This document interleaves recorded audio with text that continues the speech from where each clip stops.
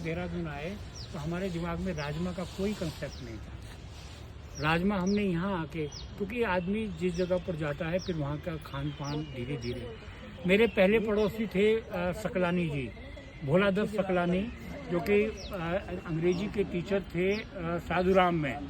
तो पहाड़ी फैमिली से हमारा पहला जो राब्ता था, और वो जो पकौड़ी बनती है उड़द की दाल वाली, जिसमें बीच में गोल छेद होता है, वो पहली बार वहाँ से खाई करते। पकौड़ा, हाँ पकौड़ा, पकौड़ी नहीं, हाँ पकौड़ा, पकौड़ी छोटी होती है ना। अरसे think it is very important. हाँ, Okay, you know, of course there are Haldirams in Yeah. the world today, यहाँ but there is a whole, local जो हमारे खाने पीने वाले की जगह और ये सब, और उनको सपोर्ट करना भी शायद नहीं तो धीरे धीरे दे विल फिजल आउट। बिल्कुल हमारी नैतिक जिम्मेदारी है। हाँ शायद तो आई ऑलवेज, मेरे को हमेशा ये लगता है कि भाई हाँ, लोग मैं आ रहा हूँ, को कैसे सपोर्ट करें, वो इसी तरीके से सपोर्ट कर सकते हैं।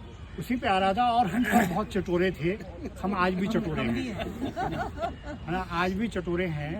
और उसी के सामने बिल्कुल एक पहलवान छोले वाला था, बिल्कुल अपोजिट खचेड़ू के तरफ बिल्कुल सामने। इधर अशोका स्वीट शॉप थी, वो बड़ी थकी हुई स्वीट शॉप थी, वो कभी नहीं चली, है ना।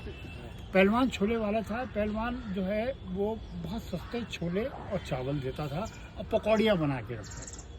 पकौड़ियों में वो लाल मिर्च जो है ना सेंक के भी रखता था, बहुत टेस्टी होती थी। मेरे पिताजी जो है ना, उनको उनकी मौसी ने करीब 5,000 रुपये दिए। और उस वक़्त मंदा ज़माना था, तनख्वाहें भी इतनी नहीं होती थी, 4 बच्चों का परिवार था। पिताजी जितने पैसे देते थे वो सब राशन पानी में खर्च हो जाते थे। तो वो 5,000 रुपये जो है माँ ने अलमारी में ऐसे रखे हुए, और हम सब उनके चटोरे बालक, है नी।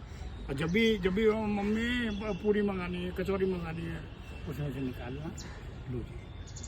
और वो 3-4 साल में धीरे धीरे 5,000 खत्म। एक दिन पिताजी को कुछ लाना था, उन्हें याद आया, अरे वो पैसे रखे थे वो लाओ। अब मेरी माँ कभी इधर जाऊँ कभी उधर जाऊँ है ना। वो सब पैसे हमने जो है सहारनपुर चौक पे खाने पीने पे 3-4 सालों में लुटा दिए। और क्या करते बाबूराम परोठे वाला उसके बाद उसी के बराबर में बाबूराम परोठे वाले थे, और ये दोनों रिश्तेदार भी थे, फुल्लू और बाबूराम परोठे वाले, है ना। सामने गोयल स्वीट शॉप, और उसी के साथ में गुरु पान वाले थे, जो एक नावलिस्तान चलाते थे। You know there was the tradition of नावलिस्तान, जहाँ पर आप किराए की किताबें लाके पढ़ सकते हैं, है ना।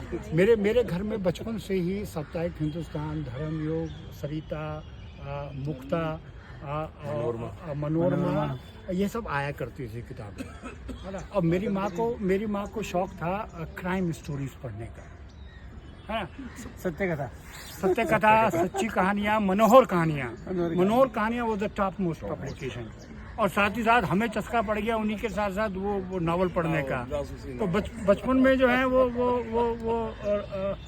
उसके S.C. बेदी के राजन इकबाल के छोटे नावल आते थे, फिर सुरेंद्र मोहन पाठक, फिर वेद प्रकाश शर्मा। तो वो अब ख़त्म हो गया है। मतलब मुझे नावलिस्तान हर 3 साल बाद ढूंढना पड़ता था, क्योंकि मेरी माँ के लिए वहाँ किताबें ख़त्म हो जाती थी, है ना। तो आसपास के जितने कामली रोड पे नावलिस्तान था, पुरुषोत्तम के सामने वाला, है ना, इधर मनमोहन के घर के पास वाला भी एक नावलिस्तान था। तो एक नावलिस्तान की हमें, और ये नावलिस्तान, हाँ। मेरी माँ आखिर तक जब तक भी रही, तो वो जब मोबाइल आ गया तो उन्होंने मोबाइल के धुएं उड़ा दिए। लास्ट ईयर मेरे ख्याल से कॉमिक बुक्स मिलती थी, दादी हुआ करता था, तो उससे हम वो कॉमिक्स, और फिल्मी दुनिया, फिल्म फेयर, है ना, ये सब जो है